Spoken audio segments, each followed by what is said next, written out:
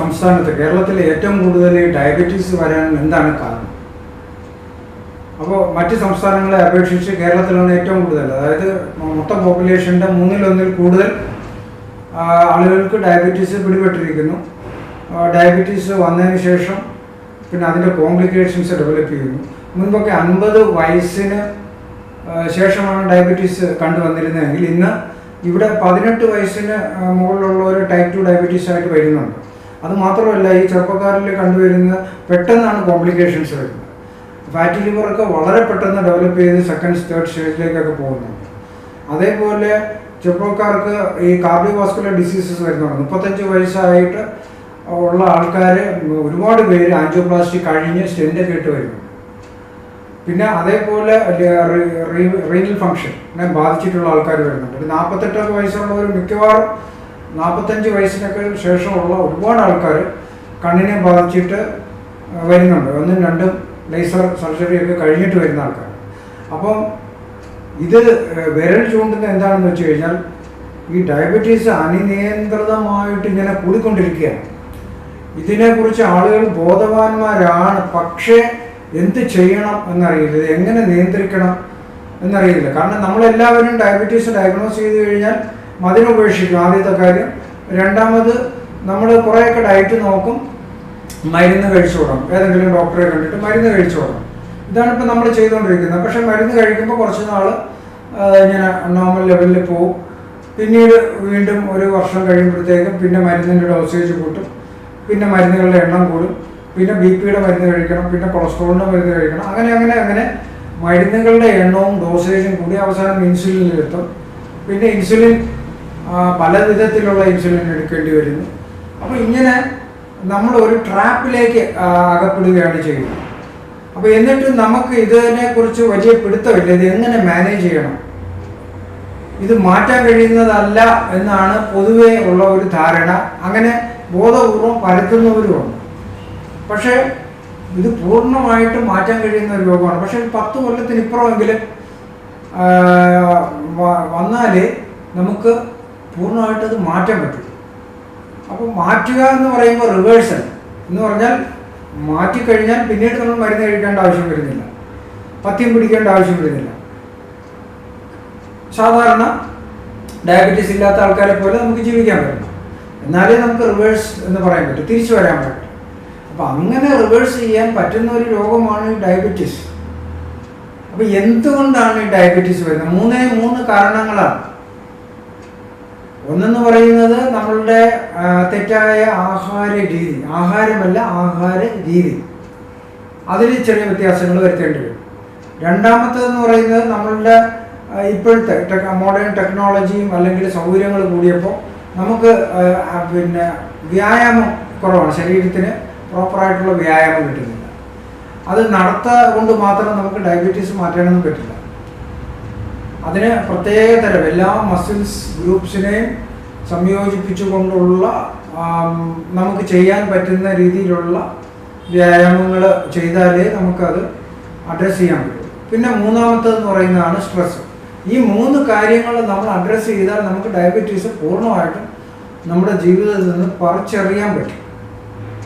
കാരണം ഡയബറ്റീസ് നമ്മൾ മരുന്ന് കഴിച്ച് കൊണ്ട് നടക്കുകയാണെങ്കിൽ ഒരു 10 കൊല്ലം അല്ലെങ്കിൽ ഒരു 15 കൊല്ലം കഴിയുമ്പോൾ എന്തായാലും ഓരോ കോംപ്ലിക്കേഷൻസ് ഡെവലപ്പ് ചെയ്യും. നിങ്ങൾക്ക് പ്രഷർ കൂടും, കൊളസ്ട്രോൾ കൂടും, ഹൈപ്പർ ലിപ്പിഡീമിയ വരും, ഫാറ്റി ലിവർ വരും, യൂട്രൈൻ ഫൈബ്രോയിഡ് വരും, ഹൈപ്പോതൈറോയിഡിസം വരും, നിങ്ങൾക്ക് പ്രോസ്റ്റേറ്റിൻ്റെ എൻലാർജ്മെൻറ്റ് വരും. ഇങ്ങനെ ഓരോന്നായിട്ട് വരും. ഇപ്പോൾ BP-ക്ക് മരുന്ന് കഴിച്ചാൽ പല മരുന്നുകളും റീനൽ ടോക്സിനാണ്. അപ്പോൾ ഈ റീനൽ ടോക്സിൻ ഉള്ള മരുന്നുകൾ കഴിക്കുമ്പോൾ കുറേശ്ശെ ബാധിച്ചു പോകാം. അപ്പം നെഫ്രോളജിസ്റ്റിനെ കാണും. പിന്നെ കാർഡിയോളജിസ്റ്റിനെ കാണേണ്ടി വരും. പിന്നീട് നമ്മുടെ പെരിഫറൽ ആർട്ടറീസിനെ എല്ലാം ബാധിച്ചു കഴിയുമ്പോൾ കാലിൽ തരിപ്പ് അങ്ങനെയൊക്കെയുള്ള പ്രശ്നങ്ങൾ വന്ന് രക്തയോട്ടം കുറഞ്ഞ് കാലിൽ പ്രശ്നങ്ങൾ വരാൻ തുടങ്ങും. പിന്നെ അത് കഴിഞ്ഞിട്ട് കണ്ണിനെ ബാധിക്കും. അപ്പോൾ കാഴ്ച നഷ്ടപ്പെടുന്ന അവസ്ഥയിലേക്ക് പോകും. ആദ്യമൊക്കെ നമ്മൾ മരുന്നും ഒഴിക്കും, ഇഞ്ചക്ഷൻ എടുക്കും, ലേസർ ട്രീറ്റ്മെൻറ്റ് നടത്തും. പക്ഷേ ഇതിലൊന്നും നിൽക്കത്തില്ല. കുറച്ച് കഴിയുമ്പോൾ ഇതൊന്നും രക്ഷയില്ലാതെ അങ്ങനെ പിന്നെ നമ്മൾ വീട്ടിനകത്തൊരു മുറിയിലേക്ക് ഒതുങ്ങുന്ന അവസ്ഥയിലേക്ക്, അതായത് ഒരു 50-55 വയസ്സൊക്കെ ആകുമ്പോൾ നമ്മൾ ശരിക്കും പറഞ്ഞാൽ നമ്മൾ ഈ വളരെ തിരക്കിട്ട അല്ലെങ്കിൽ കഷ്ടപ്പാട് നിറഞ്ഞ ജീവിതം ഒക്കെ കഴിഞ്ഞ് ഒരു റിലാക്സ് ചെയ്യുന്ന ഒരു റിട്ടയർഡ് ലൈഫാണ്. ആ സമയത്ത് നമ്മൾ ഈ ഗുരുതരമായ രോഗങ്ങൾക്ക് അടിമപ്പെട്ട് മരുന്നുകൾ കഴിച്ച് നമുക്കിഷ്ടമുള്ള ഭക്ഷണം കഴിക്കാൻ പറ്റാതെ, ഇഷ്ടമുള്ളിടത്ത് പോകാൻ കഴിയാതെ, യാത്ര ചെയ്യാൻ പറ്റാതെ വീട്ടിനുള്ളിലേക്ക് ഒതുങ്ങി പോകുന്നൊരവസ്ഥയാണ് ഇപ്പോൾ കണ്ടുകൊണ്ടിരിക്കുന്നത്. അപ്പോൾ അതിൽ നിന്ന് രക്ഷപ്പെടാൻ കഴിയും എന്നുള്ളതാണ് സത്യം. അപ്പോൾ അതിന് നമുക്കൊരു ഗൈഡൻസോട് കൂടി ഇത് ചെയ്യാൻ പറ്റും. ഇപ്പോൾ ഈ കാര്യങ്ങളെല്ലാം നമുക്ക് സ്ട്രെസ് റിലീസ് ചെയ്യാനായിട്ട് അല്ലെങ്കിൽ സ്ട്രെസ് മാറ്റുന്ന ഒരുപാട് കാര്യങ്ങൾ യൂട്യൂബിൽ സെർച്ച് ചെയ്താൽ നമുക്ക് കാണാൻ പറ്റും. പക്ഷേ അതൊന്നും ഫലവത്തായിട്ട് എല്ലാവർക്കും ചെയ്യാൻ പറ്റത്തില്ല. ഇതെല്ലാം ഇൻഡിവിജ്വലിസ്റ്റിക് ആയിട്ട് നമ്മൾ മൂവ് ചെയ്താലേ പറ്റത്തുള്ളൂ. ഓരോ ഇൻഡിവിജ്വലിനും സ്ട്രെസ്സിൻ്റെ കാരണങ്ങൾ വ്യത്യസ്തമായിരിക്കും, അത് ഹാൻഡിൽ ചെയ്യേണ്ട രീതിയും വ്യത്യസ്തമാണ്. ഇപ്പോൾ പലപ്പോഴും ഈ സ്ട്രെസ്സ് നമ്മൾ ജനറലായിട്ട് പറയണമെങ്കിൽ ഒറ്റ കാര്യം കൊണ്ടാണ് സ്ട്രെസ് വരുന്നത്, നമുക്ക് അക്സെപ്റ്റ് ചെയ്യാൻ പറ്റുന്നില്ല. പണ്ടൊക്കെ നമ്മൾ കൂട്ടുകുടുംബങ്ങളിൽ ജീവിച്ചിരുന്നു, എല്ലാവരെയും അംഗീകരിച്ചുകൊണ്ട് ഒരു സമൂഹത്തിൽ ജീവിച്ചിരുന്ന ഒരു കാലഘട്ടം ഉണ്ടായിരുന്നു നമുക്ക്. പക്ഷെ അതിൽ നിന്നൊക്കെ ഒരുപാട് നമ്മൾ മാറി. നമ്മളിപ്പോൾ അച്ഛൻ, അമ്മ, കുട്ടി അങ്ങനെ ഒരു ന്യൂക്ലിയർ ഫാമിലിയിലേക്ക് വന്നു കഴിഞ്ഞു. നമുക്ക് ആരെയും അക്സെപ്റ്റ് ചെയ്യാൻ പറ്റുന്നില്ല, ഇൻടോളറൻസ് ആണ് അല്ലേ? അതല്ലേ നമ്മുടെ കുടുംബത്തിൽ പോലും ഇൻടോളറൻസ് ആണ്. ഭാര്യയ്ക്ക് ഭർത്താവിനെ അക്സെപ്റ്റ് ചെയ്യാൻ പറ്റുന്നില്ല, ഭർത്താവിന് ഭാര്യയെ അക്സെപ്റ്റ് ചെയ്യാൻ പറ്റുന്നില്ല, മക്കൾക്ക് പാരൻസിനെ അക്സെപ്റ്റ് ചെയ്യാൻ പറ്റുന്നില്ല, പാരൻസിന് കുട്ടികളുടെ രീതികൾ അക്സെപ്റ്റ് ചെയ്യാൻ പറ്റുന്നില്ല. വീട്ടിനകത്ത് തന്നെ പ്രോബ്ലം. പിന്നെ അത് കഴിഞ്ഞ് കുടുംബത്തിൽ മറ്റ് ബന്ധുക്കളെ അക്സെപ്റ്റ് ചെയ്യാൻ പറ്റുന്നില്ല, സുഹൃത്തുക്കളെ അക്സെപ്റ്റ് ചെയ്യാൻ പറ്റുന്നില്ല. സമൂഹത്തിലേക്ക് ഇറങ്ങിയാൽ വിവിധ രാഷ്ട്രീയ പാർട്ടികൾ, വിവിധ മതങ്ങൾ, അപ്പോൾ അവരുടെ പിന്നെ പൊളിറ്റിക്സ്, അതിനകത്ത് കയറി കഴിഞ്ഞാലോ ബാക്കിയുള്ളവരെയൊക്കെ വിരോധികളായിട്ടോ അല്ലെങ്കിൽ ബദ്ധശത്രുക്കളോ ആണെന്ന് കാണാൻ പഠിപ്പിക്കുന്നു നമ്മളെ. ഇതൊക്കെയാണ് സംഭവിക്കുന്നത്. അപ്പോൾ ഇവരെല്ലാം എന്താണ് ചെയ്യുന്നതെന്ന് വെച്ച് കഴിഞ്ഞാൽ മനുഷ്യരാശിയെ തന്നെ ഇരുട്ടിൻ്റെ ഒരു ഭൂഖണ്ഡത്തിലേക്ക് ഇറക്കി വിടുകയാണ്. നമുക്ക് ആർക്കും നമ്മുടെ തലച്ചോറ് അടിമ വെക്കേണ്ടതില്ല. സ്വതന്ത്രമായിട്ട് ജീവിക്കുക, ഒന്നിനും അടിമപ്പെടാതെ നമ്മൾ സ്വതന്ത്രമായിട്ട് ചിന്തിക്കുക, നമ്മുടെ ശരീരത്തിനെ വിശ്വസിക്കുക. എന്താണ് വേണ്ടത് മാത്രം കഴിക്കുക. കച്ചവടക്കാരോ ബിസിനസ്സുകാരോ കുറേ സുന്ദരന്മാരെയോ കൊണ്ടുവന്ന് നല്ല രീതിയിൽ പ്രസൻറ്റ് ചെയ്യുമ്പോൾ നമ്മൾ അതിൽ വീണു പോവുകയാണ് ചെയ്യുന്നത്. അപ്പോൾ അങ്ങനെ വീഴുമ്പോൾ എന്താണ് സംഭവിക്കുന്നത്? നമ്മൾ രോഗികളായി മാറും അല്ലേ? അങ്ങനെ രോഗികളായി മാറിക്കഴിഞ്ഞാൽ നമ്മളുടെ ജീവിതം നമ്മൾ തന്നെ സ്വയം നശിപ്പിക്കുകയാണ്. എന്നിട്ട് ബാക്കിയുള്ളവരെ കുറ്റം പറയും. അപ്പോൾ നമ്മൾ പറയും, ഓ നിങ്ങൾ അങ്ങനെ ആയതുകൊണ്ട് ആണ്. ഭാര്യ ഭർത്താവിനെ കുറ്റം പറയും, ഭർത്താവ് ഭാര്യയെ കുറ്റം പറയും, അല്ലെങ്കിൽ സമൂഹത്തെ കുറ്റം പറയും, അല്ലെന്നുണ്ടെങ്കിൽ ഗവൺമെൻറ്റിനെ കുറ്റം പറയും. അപ്പോൾ കുറ്റം പറഞ്ഞിട്ട് നമുക്ക് ഒന്നും നേടാനില്ല എന്നുള്ളതാണ് സത്യം. ആരും മാറാനൊന്നും പോകുന്നില്ല, ആരും നമുക്ക് വേണ്ടി ഒന്നും ചെയ്തു തരാനും പോകുന്നില്ല.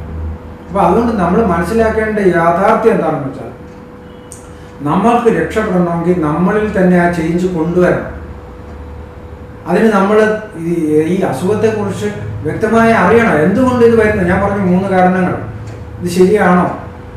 നിങ്ങൾ തന്നെ പഠിക്കുക. അത് കഴിഞ്ഞിട്ട് ഈ 3 കാര്യങ്ങൾ എങ്ങനെ ഡീൽ ചെയ്യും, എങ്ങനെ അഡ്രസ്സ് ചെയ്യും, എനിക്ക് അഡ്രസ്സ് ചെയ്യാൻ പറ്റും, ആരുടെയെങ്കിലും ഹെൽപ്പ് വേണോ, ഞാനിത് മാറ്റും, എങ്ങനെയെങ്കിലും ഞാനിത് മാറ്റും. ഒറ്റ വർഷം കൊണ്ട് മാറ്റാവുന്ന രോഗമാണ്, മാറ്റും. എന്നിട്ട് സെൽഫ് റിലയൻറ്റ്, വേറെ ആരെയും ഡിപ്പെൻഡ് ചെയ്യാതെ, അല്ലെങ്കിൽ വേറൊരാൾ എൻ്റെ കൂടെ വരണം, അല്ലെങ്കിൽ വേറൊരാൾ എനിക്കത് ചെയ്തു തരണം, ഇങ്ങനെയൊന്നും നമ്മൾ വിചാരിക്കാതെ നമ്മൾ സ്വയം ഇറങ്ങുക. ആദ്യത്തെ സ്റ്റെപ്പ് നമ്മൾ വയ്ക്കുക, പിന്നീടുള്ള അടുത്ത സ്റ്റെപ്പ് വീണ്ടും വയ്ക്കുക. തടസ്സങ്ങൾ വന്നുകൊണ്ടേയിരിക്കും, പല രൂപത്തിൽ വരും. പക്ഷേ ഈ തടസ്സങ്ങളെയൊക്കെ മറികടന്ന് നമുക്ക് ഒരു വിൽ പവർ ഉണ്ടെങ്കിൽ നമുക്ക് ഒറ്റ വർഷം കൊണ്ട് സുഖമായിട്ട് ഇത് മാറ്റാൻ പറ്റും. അപ്പോൾ എങ്ങനെയാണ് ഈ അക്സെപ്റ്റൻസ് പ്രാക്ടീസ് ചെയ്യുന്നത്? ഇതൊന്നും ഒരു ദിവസം കൊണ്ട് നമുക്ക് നേടിയെടുക്കാൻ കഴിയുന്ന കാര്യങ്ങളല്ല. കാരണം നമുക്ക് നമ്മുടെ പാസ്റ്റിനെ നമുക്ക് അക്സെപ്റ്റ് ചെയ്യാൻ കഴിയുന്നില്ല. നമ്മളെ തന്നെ അക്സെപ്റ്റ് ചെയ്യാൻ പറ്റും. നമ്മൾ ചെയ്ത കാര്യങ്ങളൊന്നും നമുക്ക് അക്സെപ്റ്റ് ചെയ്യാൻ കഴിയുന്നുണ്ടോ? ഇല്ല. നമുക്ക് ബാക്കിയുള്ളവരുടെ പാസ്റ്റ് അക്സെപ്റ്റ് ചെയ്യാൻ കഴിയുന്നില്ല, ലോകത്തിനെ അക്സെപ്റ്റ് ചെയ്യാൻ കഴിയുന്നില്ല, പ്രസൻറ്റിനെ അക്സെപ്റ്റ് ചെയ്യാൻ കഴിയുന്നില്ല. അതുകൊണ്ടാണല്ലോ ആത്മഹത്യ. ഫ്യൂച്ചറിനെ അക്സെപ്റ്റ് ചെയ്യാനുള്ള ഭയം. അപ്പോൾ ഇതെല്ലാം മാറ്റി വെച്ചുകൊണ്ട് നമ്മൾ അക്സെപ്റ്റൻസ് പ്രാക്ടീസ് ചെയ്യണം. അത് ഒറ്റ ദിവസം കൊണ്ട് നടക്കില്ല. അതിന് ഗൈഡൻസ് വേണം. അത് എങ്ങനെ പ്രാക്ടീസ് ചെയ്യണമെന്ന് വ്യക്തമായി അറിയാം. അപ്പോൾ ഇതൊക്കെ നിങ്ങളെ ട്രെയിൻ ചെയ്യുന്ന ഏതെങ്കിലും സ്ഥാപനങ്ങളിലോ വ്യക്തികളിലെയോ അടുത്ത് പോയി ഇത് നിങ്ങൾ രക്ഷപ്പെടണം. കാരണം ഇത് നിങ്ങൾ സ്വയം പഠിച്ചെടുക്കണം, നിങ്ങൾ സ്വയം പ്രാക്ടീസ് ചെയ്യണം. ഇതൊന്നും വായിച്ച് നമുക്ക് നേടാൻ പറ്റുന്നില്ല.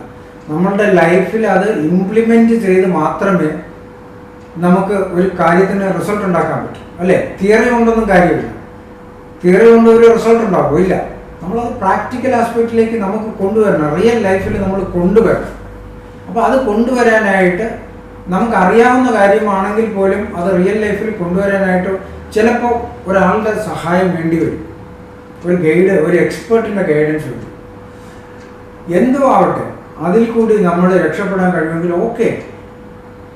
അപ്പോൾ ഇങ്ങനെയുള്ള ഒരു സ്ട്രെസ്സിൻ്റെ ഏറ്റവും മെയിൻ ആയിട്ടുള്ള കാര്യം അക്സെപ്റ്റൻസാണ്. ഇത് മാറ്റിയാൽ തന്നെ 90% സ്ട്രെസ്സ് മാറി. എല്ലാത്തിനും അക്സെപ്റ്റ് എന്ന് വിചാരിച്ച് ഈ വരുന്നതെല്ലാം നമ്മളങ്ങ് വഴങ്ങി കൊടുക്കണമെന്നല്ല അക്സെപ്റ്റൻസിൻ്റെ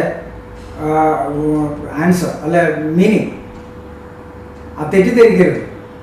ആരെന്ത് ചെയ്താലും അതിനെ അക്സെപ്റ്റ് ചെയ്യുക എന്ന് പറഞ്ഞാൽ വഴങ്ങി കൊടുക്കുക എന്നുള്ളതല്ല. അക്സെപ്റ്റ് ചെയ്യുക എന്ന് പറഞ്ഞാൽ നമുക്കൊരു കാര്യം സംഭവിച്ചു, അതിനെ നമ്മൾ അക്സെപ്റ്റ് ചെയ്തുകൊണ്ട് നമ്മൾ അതിൽ നിന്നും ചില കാര്യങ്ങൾ പഠിക്കും.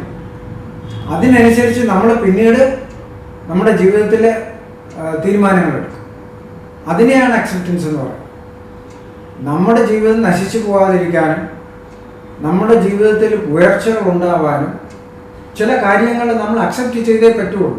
പാസ്റ്റിൽ ചില കാര്യങ്ങൾ നടന്നുപോയി, ചില ആളുകൾ അങ്ങനെയാണ്, അല്ലെങ്കിൽ നമ്മൾക്ക് അങ്ങനെ പറ്റി, അല്ലെങ്കിൽ അങ്ങനെ സംഭവിച്ചു, ഉരുൾപൊട്ടലിൽ വീട് പോയി, അല്ലെങ്കിൽ നമ്മുടെ കൃഷി നശിച്ചു, ബിസിനസ് നശിച്ചു. ഓക്കെ, അത് സംഭവിച്ചു, കഴിഞ്ഞു. എന്തുകൊണ്ട് സംഭവിച്ചു? അപ്പം നമ്മൾ ഇനി അതിൽ നിന്ന് കുറച്ച് കാര്യങ്ങൾ പഠിക്കാനുണ്ട്. അത് നമ്മൾ റിയൽ ലൈഫിൽ ഇംപ്ലിമെൻ്റ് ചെയ്താലേ പറ്റുള്ളൂ. അല്ലാതെ വീണ്ടും ആ പഴയ തെറ്റുകൾ ആവർത്തിച്ചു കഴിഞ്ഞാൽ നമുക്ക് രക്ഷപ്പെടാൻ കഴിയില്ല. അപ്പം നമ്മൾ പുതിയ മനുഷ്യനായിട്ട് നമ്മൾ മാറാൻ നമ്മൾ സ്വയം തയ്യാറാണ്. തീർച്ചയായിട്ടും നമുക്ക് ഈ ലൈഫ് സ്റ്റൈൽ ഡിസീസിൽ നിന്ന് മോചനം ലഭിക്കും. അപ്പോൾ തൽക്കാലം ഞാൻ നിർത്തുന്നു. ഇനി ഇതിനെക്കുറിച്ച് കൂടുതൽ ഡീറ്റെയിലോ വ്യക്തിപരമായ എന്തെങ്കിലും സംശയങ്ങളോ ഉണ്ടെങ്കിൽ നിങ്ങൾക്ക് താഴെയുള്ള കമൻറ്റ് ബോക്സിൽ ചോദിക്കാവുന്നതാണ്.